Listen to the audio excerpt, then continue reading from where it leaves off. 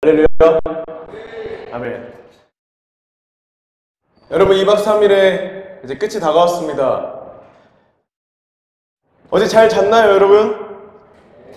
좋아요. 어제 저희 목포 친구들 물어보니까 3, 4시에 잤더라고요. 제가 그래서 물어봤죠. 얘들아, 물어봤는데 교제를 했대요. 근데 그 마피아 게임을 하면서 교제를 했나봐요. 아주 재밌게 즐기다 어제 밤에 늦게 잤습니다. 여러분 이제 2박 3일이 끝나고 이제 삶으로 돌아가야 돼요. 여러분 한 주 더 있을까요? 아멘. 표정들이 아니네. 좋아요. 이제 돌아가야 됩니다. 근데 여러분 내면은 제가 잘 몰라요, 여러분. 근데 하나 볼 수 있는 게 외면인데, 여러분 앞뒤 옆 사람 한번 볼까요? 여러분 앞뒤 옆 사람 한번 봐보세요. 뭐가 달라졌죠, 여러분?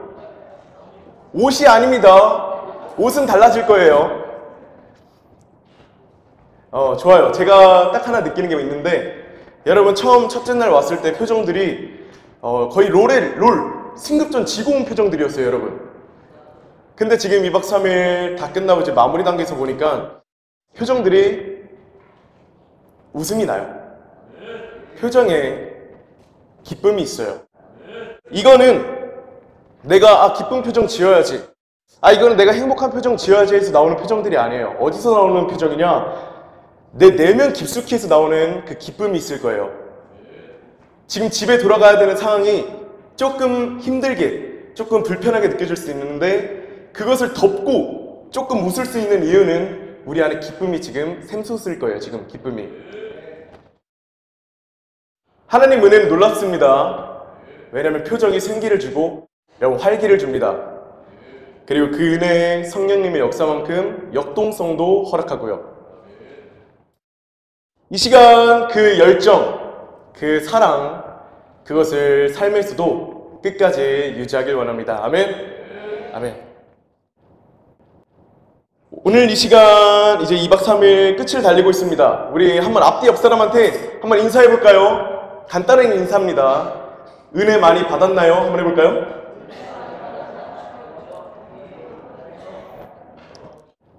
옆 사람이 뭐라고 하나요, 여러분? 아멘해요? 좋아요. 은혜 많이 받았대요? 좋아요. 서로 말 안 하고 그냥 표정으로 아는 사람들도 있어요. 웃는 사람들도 있는데, 지금 여러분 가슴에 막 뜨겁고 열정이 막 타오를 거예요. 눈도 지금 초롱초롱하고 가슴에 큰 열정과 희망, 기쁨이 있을 겁니다. 근데 여러분 미안해요. 정말 미안합니다. 한 가지 말을 해야 되는데 정말 미안합니다. 한 가지 말을 하겠습니다. 지금 같은 뜨거운 느낌과 감정은 채 한 달을 가지 않을 거예요. 일주일도 가지 않을 수도 있어요. 오늘 당장 짐 싸고 여러분 교회 차에 타자마자 이 느낌, 감정, 기쁨과 환희가 없어질 수도 있어요. 그리고 여러분들이 경험해 봤을 거예요. 우리에 있는 열정과 기쁨과 환희가 식을 때, 기쁨이 점점 극에서 내려올 때, 우리가 있는 열정이 극에서 점점 내려올 때 어떤 일이 일어날 수 있냐? 우리는 혼란에 빠질 수가 있습니다.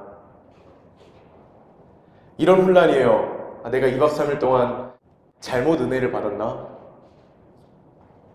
내가 2박 3일 동안 헛되이 수련회를 경험했나? 내가 2박 3일 동안 받은 은혜가 없어진 것인가? 내가 잘못 받은 것인가? 잘못 경험한 것인가? 라고 혼란에 빠질 수가 있습니다. 근데 여러분, 또 한 가지 말을 하겠습니다. 은혜란 여러분 단순한 느낌, 감정이 아니에요. 은혜란 무엇이냐? 단순한 느낌, 감정, 이것을 넘어서서 우리가 이 수련회를 마치고 문 밖으로 나갔을 때 딱 한 가지 들고 나갈 게 있다면 무엇이냐? 주님과 나와의 약속이에요. 그러면 이제 수련회 끝나고 집으로 돌아가면 여러분 삶, 학교, 가정, 학원, 일터, 직장으로 들어가면 무엇이 남냐? 뜨거운 감정은 사라질 수 있어요. 뜨거운 열정도 점점 사그라들 수 있습니다. 그럼 무엇이 남을까요? 딱 한 가지 남아요. 주님과 나와 깍지 끼고 한 그 약속 하나 남습니다. 주님과 1대1로 기도 시간에 한 그 고백 하나 남아요. 손마디 꼭 붙잡고 주님한테 고백한 그 약속 하나만 남습니다. 이거는 느낌과 감정과 상관이 없습니다. 내 가슴이 뜨겁지 않더라도, 내 열정이 타오르지 않더라도 이 약속만 붙잡는 거예요. 나와 주님과 1대1 약속만 남습니다. 여러분이 돌아가는 그 자리에서, 삶의 현장에서 주님과의 약속만 붙잡고 나가길 소망합니다. 아멘. 저는 이제 목포 큰빛교회에서 중고등부를 맡아서 사역하고 있는 조강희 전도사인데, 제가 중고등부 예배를 드릴 때마다 인사를 정말 많이 시켜요, 애들끼리. 그래서 한 번 더 인사가 들어있습니다. 여러분 다시 한번 옆 사람, 앞뒤 사람한테 한번 인사해볼까요? 우리 주님과의 약속 잊지 맙시다. 여러분 어떤 약속이에요? 주님 앞에서 거룩하게 살겠다는 약속 하나. 본문으로 들어가기 전에 한 얘기를 하고자 합니다. 수련회 3개월 전에 여러분 전화가 한 통화 왔어요. 전화를 받았습니다. 근데 전화를 받으니까 한 여성분의 목소리가 들려요. 제가 당시 급한 상황에 받아가지고, 당시 혼란한 상황에 받아가지고 이름을 원래 보고 받거든요. 근데 이름을 확인을 안 하고 제가 받았어요. 받았는데 갑자기 여성의 목소리가 들려오니까 일단 목소리를 바로 가다듬었습니다. 여보세요? 하면서 생각했죠. 아, 첫 목소리 잘 냈다. 좋았다. 강의가 좋았어. 첫 멘트 목소리가 가장 중요하니까 바로 그렇게 목소리를 냈죠. 그때 수화 너머로 목소리가 들려옵니다. 전도사님 잘 지내시죠? 제가 전도사인 거를 아는 사람이에요. 그때 불안해지기 시작했죠. 누구였을까요? 네, 이 앞에서 예지 전도사님 전화가 왔어요. 3개월 전에. 수련회 3개월 전 갑작스러운 전화. 제 내면 깊숙이, 제 영혼의 깊숙이부터 쎄한 느낌이 들기 시작합니다. 큰 거 왔다. 그렇게 조용하게 화창한 하늘, 구름을 바라보며 주님께 이렇게 고백했어요. 주님,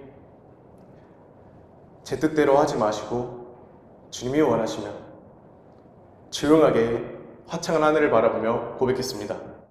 아니나 다를까 3개월 전에 수련회 설교 요청을 하시더라고요.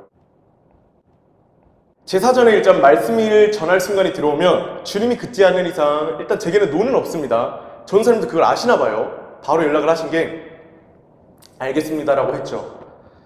그때부터 준비하기 시작했어요. 3개월 전부터 들어가기 시작했습니다.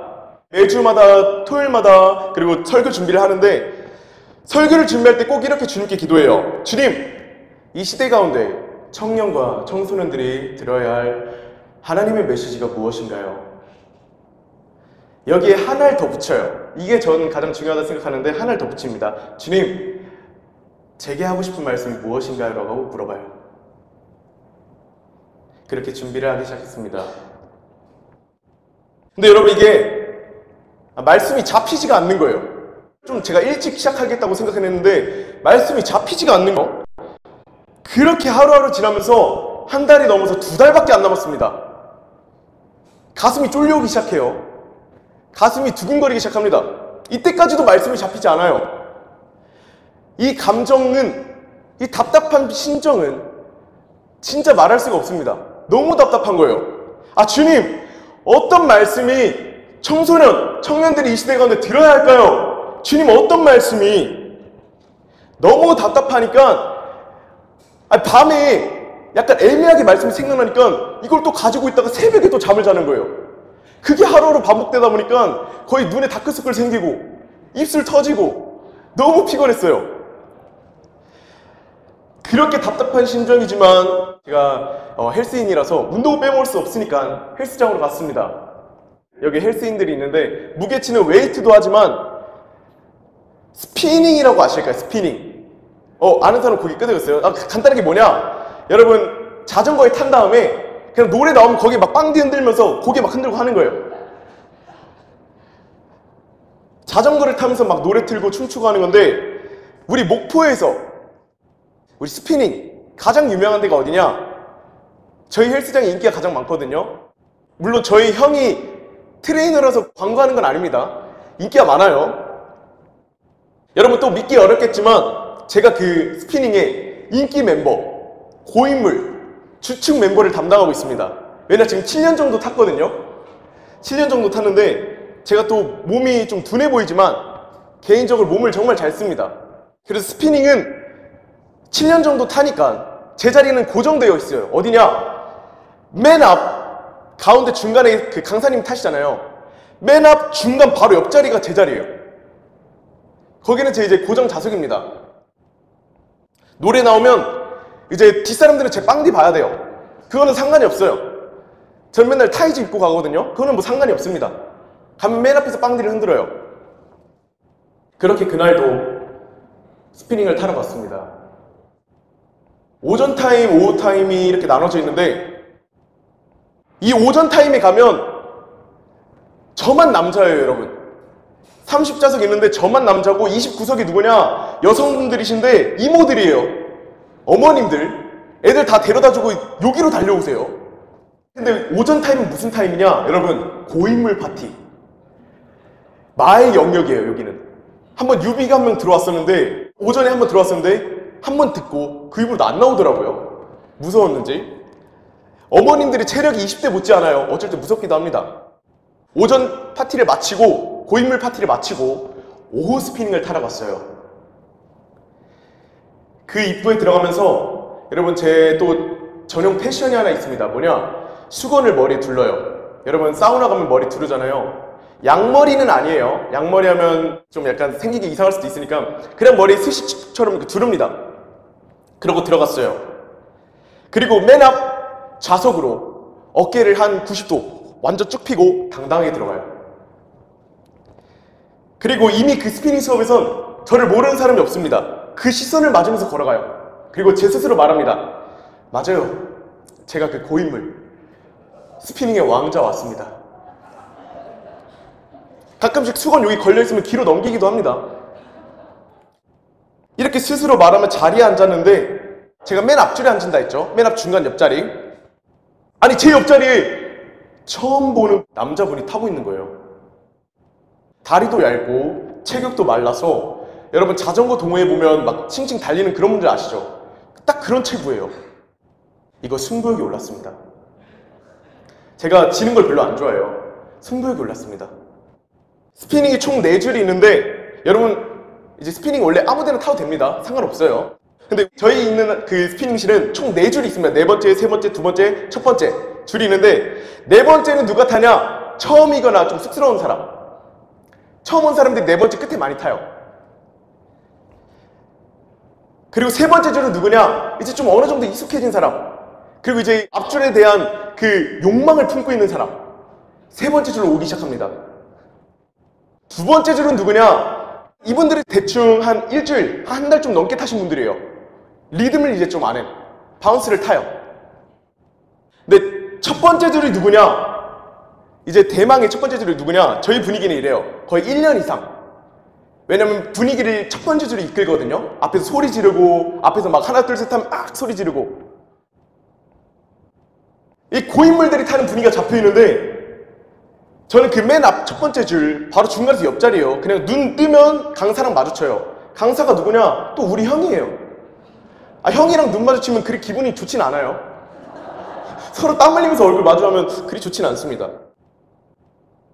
근데 그렇게 자리를 잡고 있는데 처음 보는 남자분이 제 옆자리에 앉은 상태예요. 제가 생각했습니다. 감히 이 고인물 라인, 스피닝의 왕자 그 옆자리를 잡다니. 그것도 좀 스피닝 좀 처음 타는 것 같이 보이는데. 그러면서 제가 그때 각오를 했어요. 원래 웬만해서 각오를 잘 안 하거든요. 각오가 세게 들어왔어요. 어떤 각오냐? 핸들의 의미가 무엇인지 알려주려고, 페달의 의미가 무엇인지 보여주려고, 스피닝이란 이런 것이다 보여주려고 각오를 했습니다. 그렇게 막 춤을 추면서 달리고 있었어요. 그렇게 춤을 추면서 달리고 있는데 이 남자분도 저를 의식했나봐요. 제가 이제 안 쉬고 달리니까. 원래는 중간중간 30초씩 쉬는 시간이 주어져요. 이분이 쉬질 않는 거예요. 페달에서 발을 안 떼요. 또 거기 스피닝의 왕자는 어떻게 해야 돼요? 저도 발을 떼면 안 돼요. 페달을 계속 돌리며, 원래 유산소 할 때 입으로 숨 쉬는 것보다 코로 숨 쉬는 게 좀 편하거든요. 입으로 숨 쉬면 제가 좀 빨리 지치더라고요. 이 소리 안 내려고 입을 막고 코로만 숨 쉬죠. 그리고 안 힘든 척, 빨리 다음 곡 주세요 라고 외치고 있었는데, 그렇게 2차전 스피닝이 막 시작되려고 할 때 말씀 한 구절이 들어와요. 2차전 시작 준비인데, 아니 말씀만 보여주면 좋은데 배경과 상황이 막 선포되는 거예요. 내 눈앞에. 아니 1개월 동안 전혀 잡히지 않던 말씀이, 스피닝 이제 2차전 나 지금 붙어야 되는데, 눈에 부어지는데, 진짜 파도처럼 부어지는데 말씀만 생각이 나요. 눈앞에. 강사는 안 보여요. 이미. 한 달 만에 잡힌 말씀. 지금 당장 스피닝을 멈추고 어떻게 해야 돼요? 나가서 받아 써야 돼요. 정리해야 됩니다. 노트는 없으니까 제가 카톡으로 많이 적어요. 바로 적어야 돼요. 근데 지금 여러분 어떤 상황이에요? 스피닝의 왕자랑 스피닝 유비가 붙은 상태. 제 자존심이 허락되지 않는 상태예요. 먼저 나가면 지는 상황이에요. 지금 주님께 말했어요. 주님 10분 남았어요. 딱 10분 딱 하고 나갈게요. 제 마무리만 짓고 나가겠습니다. 그런데 상관없어요. 그냥 말씀이 부어져요. 그냥 생각나고. 끝까지 버텼을까요? 핸들을 놓고 밑에 제 소지품 들고 뚜벅뚜벅 걸어 나오게 됩니다. 아직도 못 잊어요. 저를 슬쩍 바라보며 승리의 미소를 띄우고 있는 그 옆에 남자분을요. 꿈에도 한번 나왔어요. 어쨌든 그런 배경 속에서 오늘 말씀이 등장하게 됩니다. 그리고 오늘 그 말씀으로 여행을 가보자 합니다. 말씀이 쓰여진 배경이 2000년이 넘어요. 근데 오늘 2024년 7월 23일로 알고 있는데 맞나요? 24일인가요? 24일 감사합니다. 7월 24일 그 시간을 넘어서 오늘 내게 주고 싶은 말씀이 무엇인가? 오늘 내게 하나님이 주시고 싶은 메시지가 무엇인가? 오늘 가보도록 하겠습니다. 우리 본문 제목 한번 먼저 다 함께 읽어볼까요? 저희 중고등부한테는 다 함께 읽겠습니다라고 안 하고 하나 둘 셋 한 다음에 다 함께 읽거든요. 한번 해볼게요. 하나 둘 셋. 그곳에서. 그곳이 어딜까? 어떤 곳을 말할까? 오늘 그거를 말하고자 합니다. 말씀 한 구절 더 읽을까요? 다 함께 4절 읽겠습니다. 하나 둘 셋. 만군의 여호와 이스라엘 하나님께서 예루살렘에서 바벨론으로 사로잡혀가게 한 모든 포로에게 이와 같이 말씀하시니라. 아멘. 여러분 이제 이 예배 마치면 수련회에서 나가죠. 예배 자리를 떠납니다. 그리고 각자 학교, 학원, 가정, 일터, 삶으로 돌아가게 돼요. 이 수련회 같은 느낌, 교회 안에서의 평안, 이 안전이 같이 삶으로 들어가면 좋겠는데, 우리가 지금 돌아가야 되는 삶은 아픔과 힘듦, 예상치 못한 고통이 있을 수 있어요. 그래서 때로는 수련회에 더 있고 싶고 교회에만 있고 싶을 때가 있습니다.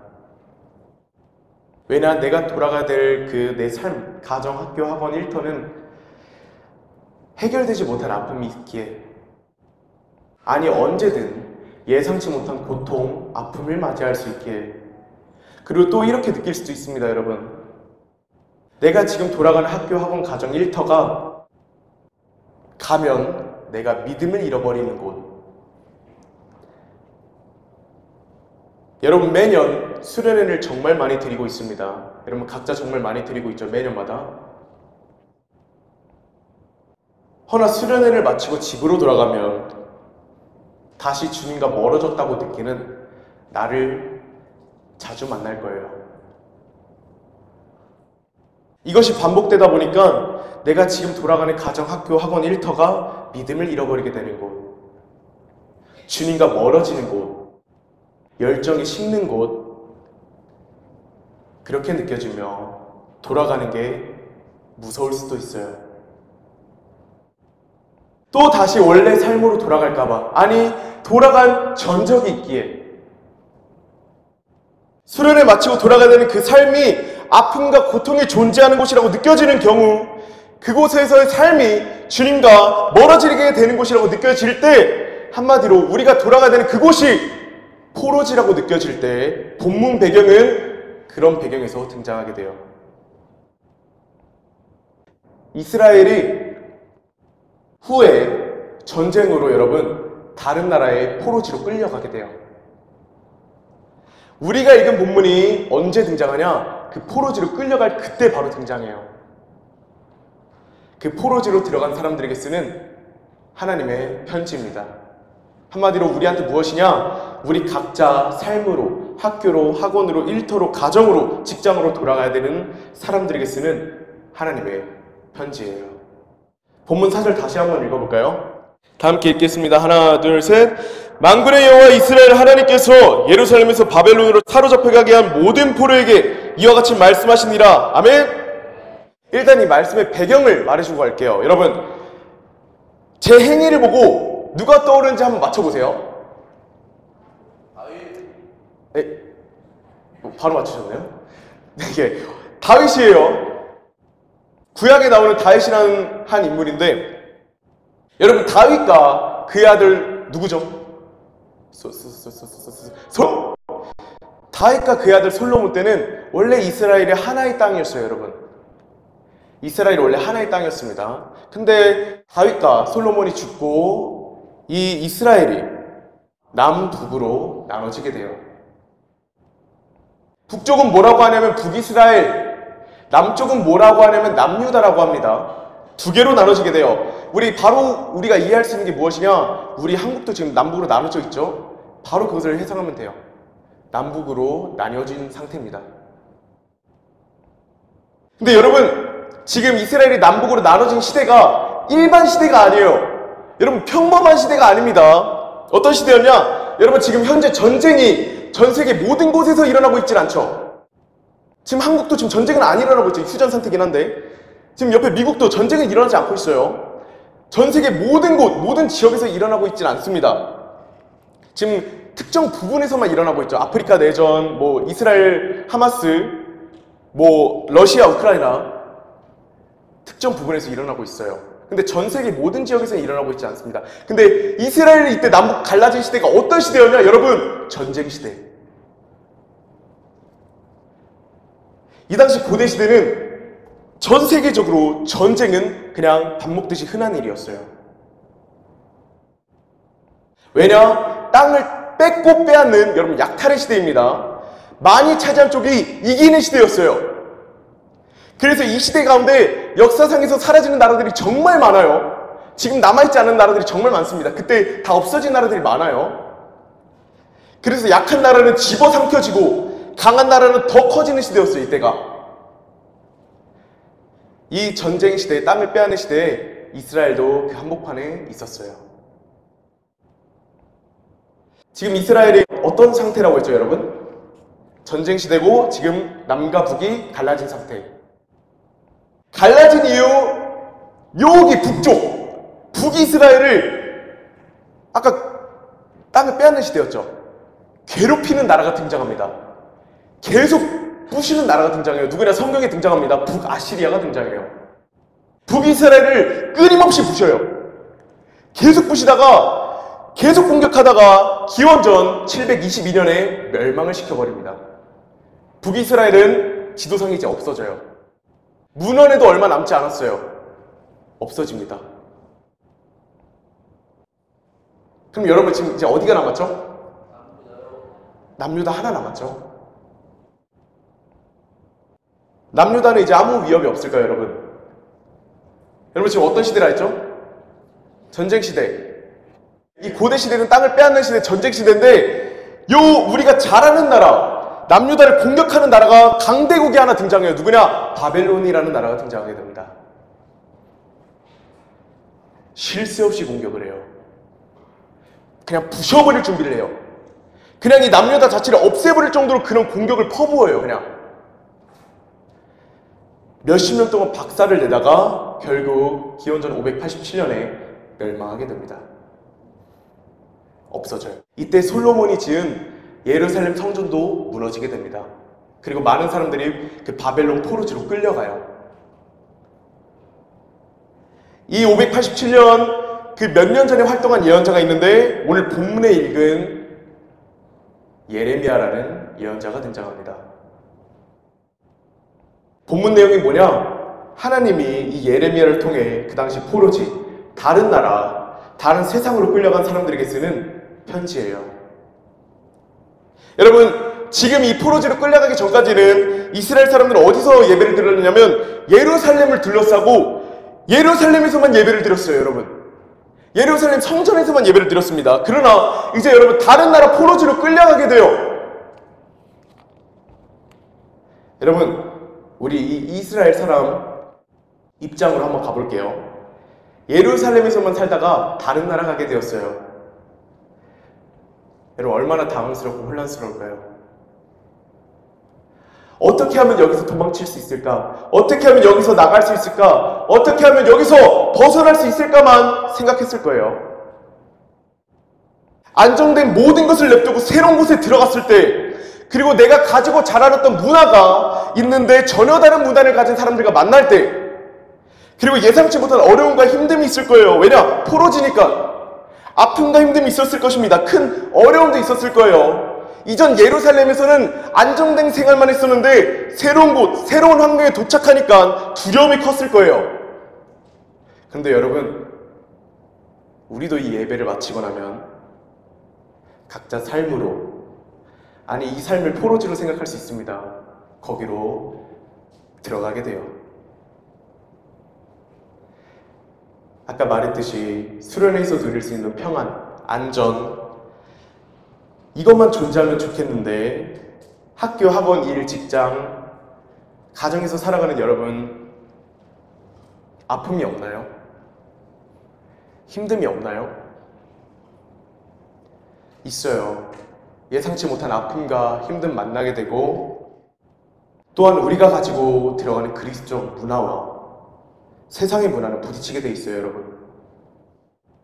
주님의 문화를 가지고 들어갔다가 곤란한 일, 힘든 일을 만났을 때가 여러분 한두 번이 아니었을 것입니다.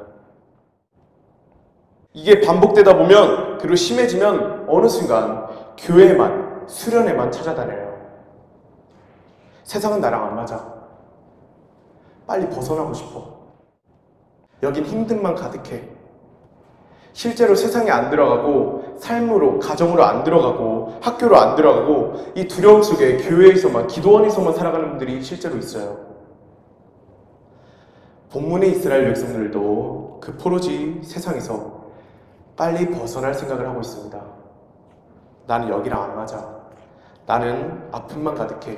여기는 힘듦만 가득해. 여기서는 거룩한 삶을 살 수 없어. 그런 그들에게 하나님이 예레미야를 통해 한 말씀을 주십니다. 우리 4절부터 5절, 7절까지 쭉 읽어볼게요. 하나, 둘, 셋. 만군의 여호와 이스라엘 하나님께서 예루살렘에서 바벨론으로 사로잡히게 하게 한 모든 포로에게 이와 같이 말씀하시니라. 너희는 집을 짓고 거기에 살며 텃밭을 들고 그 열매를 먹으라. 아내를 맞이하며 자녀를 낳으며 너희 아들이 아내를 맞이하며 너희 딸이 남편을 맞아 그들로 자녀를 낳게 하여 너희가 거기에서 번성하고 줄어들지 아니하게 하라. 7절. 너희는 내가 사로잡히게 하게 한 그 성읍에 평안을 구하고 그를 위하여 여호와께 기도하라. 이는 그 성읍이 평안함으로 너희도 평안할 것이라. 뭐라고 하시나요? 놀라운 말씀이 전해져요. 그 포로지 그곳 우리가 들어가는 삶에서 집을 짓고 먹고 가정을 이루고 살아가래요. 그리고 그곳에서 기도하래요. 한마디로 하나님이 뭐라고 하시냐면 그곳에서 예배자로 살아가래요. 들어가서 어울리래요. 들어가서 함께하래요. 어디에서 여러분? 포로지 세상 가운데 여러분이 돌아갈 그 삶에서. 여러분 지금 교회에서 예배자로 살아가라고 하나요? 지금 수련회에서 거룩한 예배자로 살아가라고 하나요? 아니요. 어디서 하라고 하냐면 우리가 들어갈 학교, 학원, 일터, 가정, 삶에서 예배자로 살아가래요. 어디가 우리의 목적지래요? 어디서 우리가 거룩함을 지켜야 된대요? 어디서? 세상, 우리의 삶에서. 우리가 돌아갈 세상, 참 거기에서, 그곳에서 거룩한 예배자로 살아가라고 하십니다. 맞아요, 여러분. 힘듦이 가득할 거예요, 포르지처럼. 어려움도 가득할 거예요. 그리고 예상치 못한 아픔도 만날 겁니다. 그러나 그곳 그 자리에서 예배자로 살아가래요. 여러분 이제 우리 한 가지는 알았어요. 뭘 알았냐? 우리가 거룩함을 지켜야 되는 위치가 어디냐면 우리의 삶.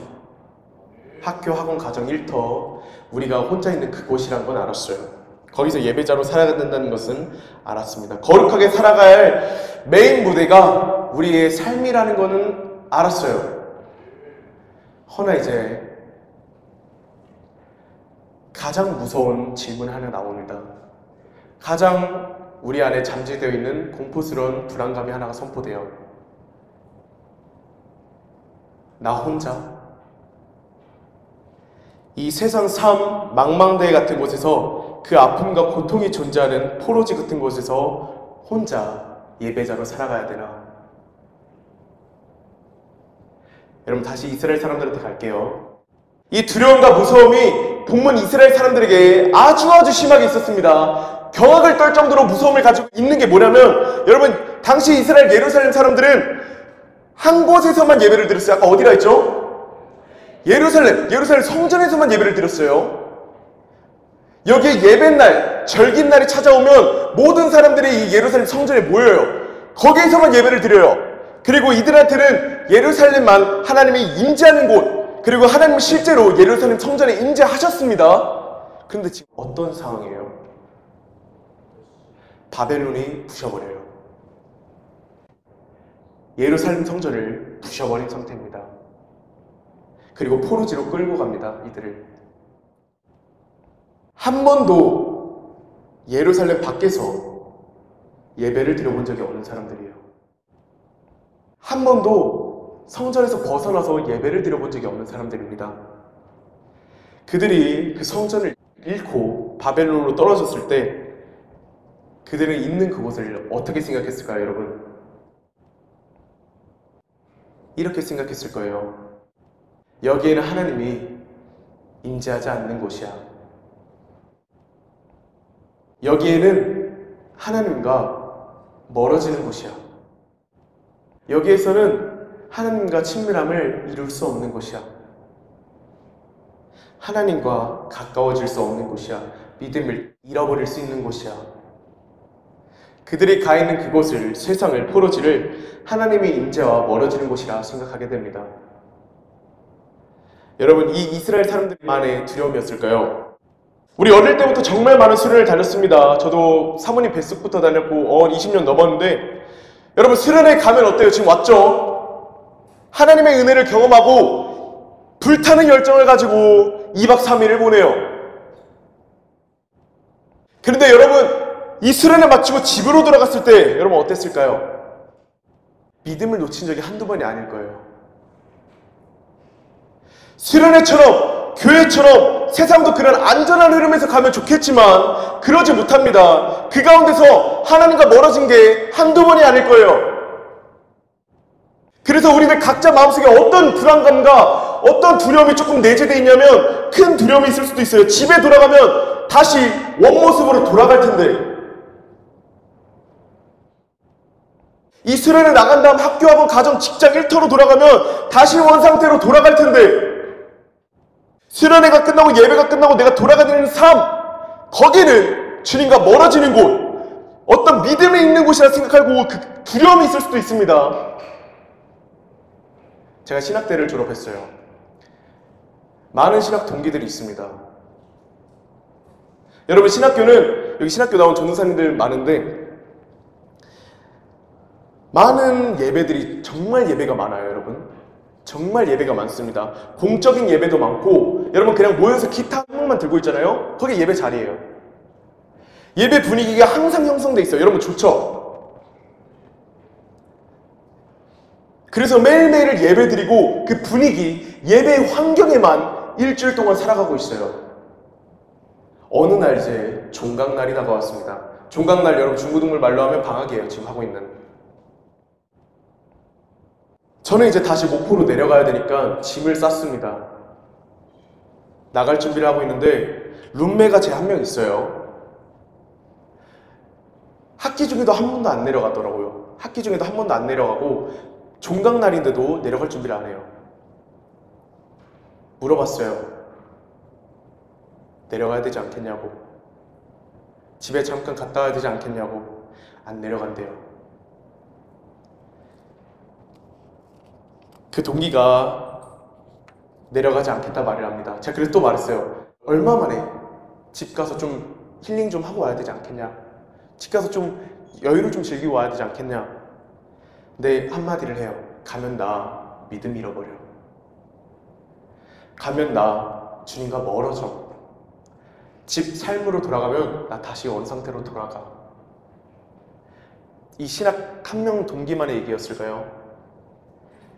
신학교 동기 제 친구들 많아요. 정말 많은 수가 세상, 아니 탁과 사람들이랑 말하는 것도 두려워해요. 하물며 본인 집 삶으로 돌아가는 것도 정말 무서워합니다. 왜냐? 본인 믿음 잃어버린다고. 삶으로 돌아가면 주님과 멀어진다고. 그냥 하루 종일 학교에서 기타만 치며 예배만 드리는 거예요. 일주일 동안. 근데 아까 하나님이 예레미야를 통해 세상으로 간 사람들에게 뭐라고 했죠? 거기서 거주하며 어울리며 예배자로 살아가. 우리의 목적지는 어디예요, 여러분? 돌아갈 삶이에요. 그런데 우리 안에 그 삶으로 돌아가면 주님과 멀어질지 모르는 공포감과 두려움이 실제로 잠재되어 있습니다. 본문의 바벨론으로 끌려간 이 포로민들도 이게 가장 두려웠어요. 지금까지 예루살렘에서만 예배 드렸는데 그 모든 것이 무너지고 새로운 환경 갔을 때 좌절과 두려움이 덮쳐오기 시작합니다. 나 주님을 잃을 게 분명해. 믿음을 놓치고 주님과 떨어질 게 분명해. 나 학교로, 일터로, 가정으로 돌아가면 주님과 더 멀어질 게 분명해. 그 사람들에게 하나님이 예레미야를 통해 마지막 말씀을 하십니다. 다 함께 본문 12절, 13절 다 함께 읽겠습니다. 하나, 둘, 셋. 너희가 내게 부르짖으며 내게 와서 기도하면 내가 너희들의 기도를 들을 것이요 너희가 온 마음으로 나를 구하면 나를 찾을 것이요 나를 만나리라. 다시 한번 크게 읽겠습니다. 너희가 내게 부르짖으며 내게 와서 기도하면 내가 너희들의 기도를 들을 것이요 너희가 온 마음으로 나를 구하면 나를 찾을 것이요 나를 만나리라. 하나님이 시선을 바꿔버립니다. 포로민들이 끌려간 그곳이 하나님과 멀어지는 곳, 하나님과 떨어지는 곳, 믿음을 잃는 곳이라고 좌절하며 고통스러워하며 두려워하고 있는데, 우리들이 이 수련회를 마치고 예배를 마치고 돌아가는 학교, 학원, 가정, 일터가 믿음을 잃어버리는 곳, 하나님과 떨어지는 곳, 하나님과 절대 가까워질 수 없는 곳이라고 말하고 생각하고 있는데, 하나님 말씀하세요. 거기가 나와 가까워지는 곳이야. 거기가 나와 친밀해지는 곳이야. 거기가 나와 함께 추억을 쌓을 곳이야.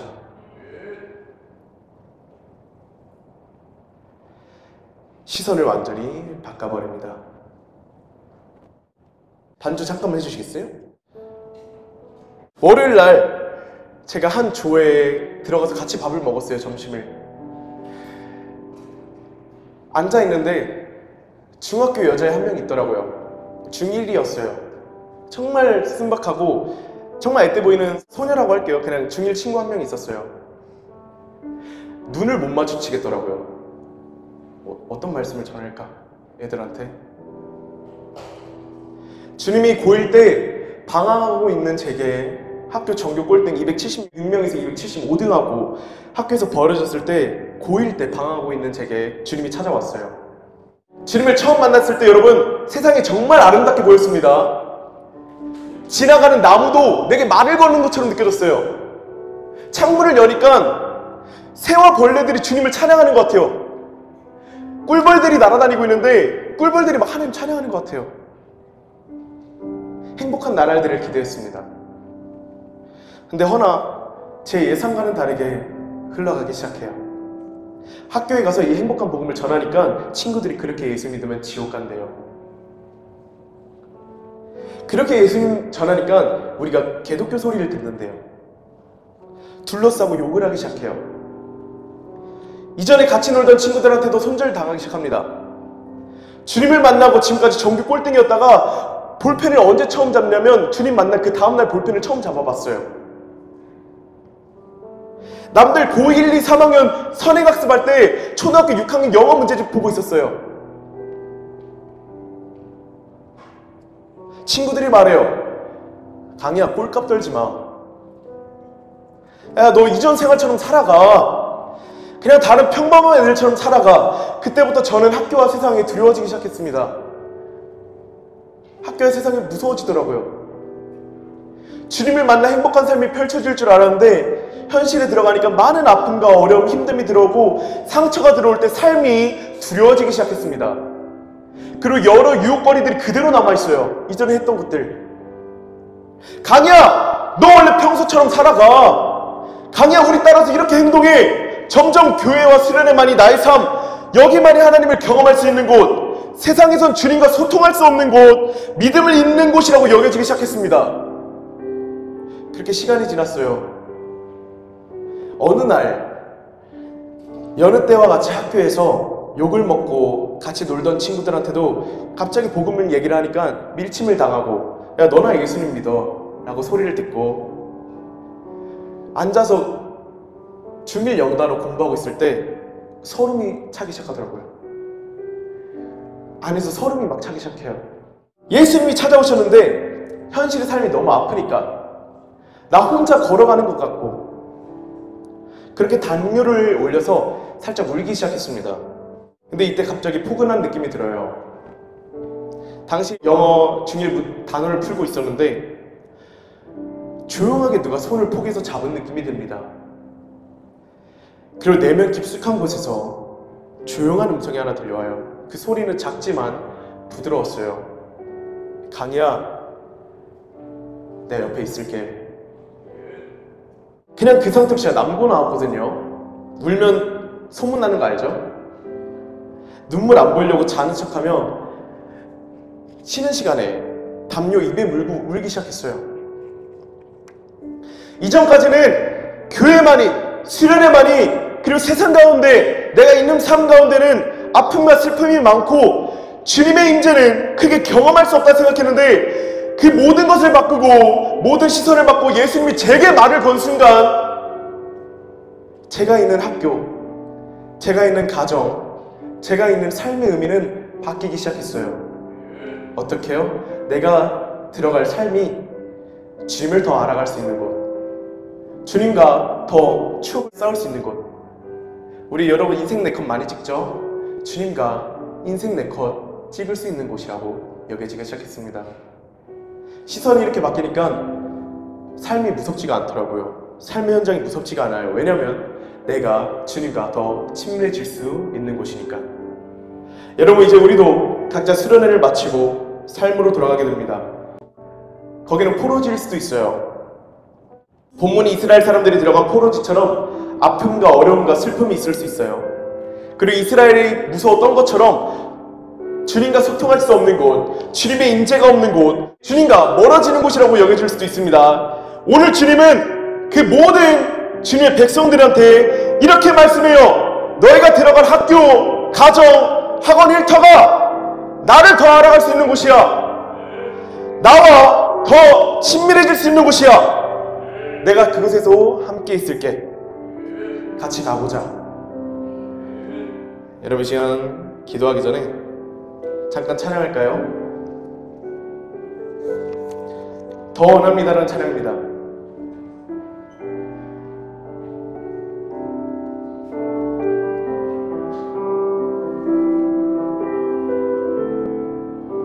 함께 하겠습니다. 예수 사랑합니다. 사랑합니다.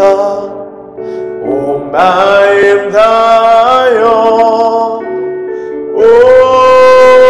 오직 주님 한 분만 간절히 더 원합니다. 예수 사랑합니다. 예수 사랑합니다. 사랑합니다. 온 마음 다하여 오직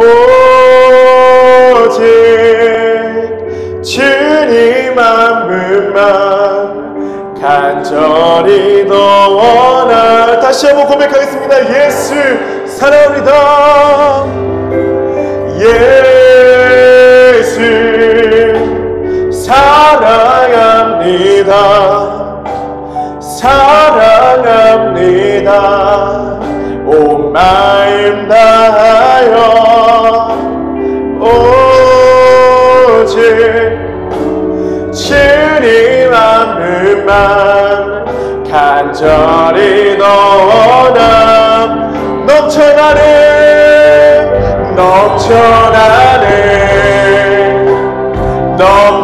넘쳐나는 주를 향한 내 속에 갈망이 주님께로 나를 끌어 주소서. 주님을 더 원함. 넘쳐나는 우리 손들고 찬양했습니다. 주를 향한 내 속에 갈망이 주님께로 나를 끌어 주소서. 주님을 더 원합니다. 여러분 이제 삶으로 돌아가면 가슴속에서 이런 두려움이 또 펼쳐질 수 있습니다. 땡땡아, 너 여기서 은혜 못 받아. 너 학교 가정 일터 여기서 은혜 못 받아. 평소처럼 살아가. 은혜 받을 수 없는 곳이잖아. 너 여기 하나님과 멀어진 게 한두 번이 아니잖아. 너 주님 배신한 게 한두 번이 아니잖아. 그때 하나님이 선포해요. 거기가 나와 친밀해지는 곳이야. 거기가 나와 추억을 쌓을 수 있는 곳이야. 우리 이 시간 그런 고백과 두려움과 무서움이 들어올 때 우리 한 가지 고백을 해야 돼요. 여기는 내가 있는 학교 가정 일터 가정은 아픔 힘듦이 있습니다.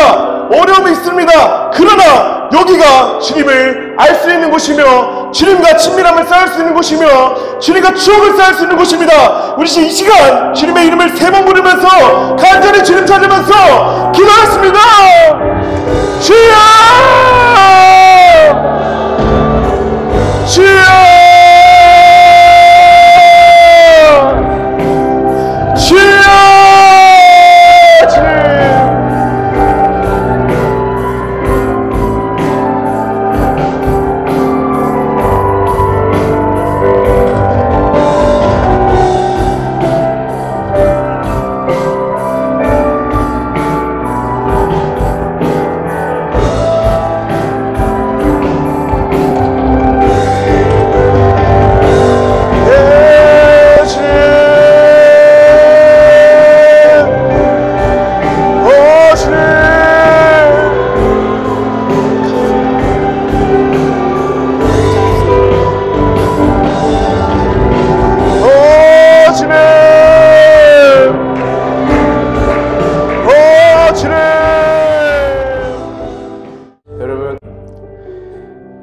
에스겔서에서 하나님이 에스겔한테 환상을 하나 보여주거든요.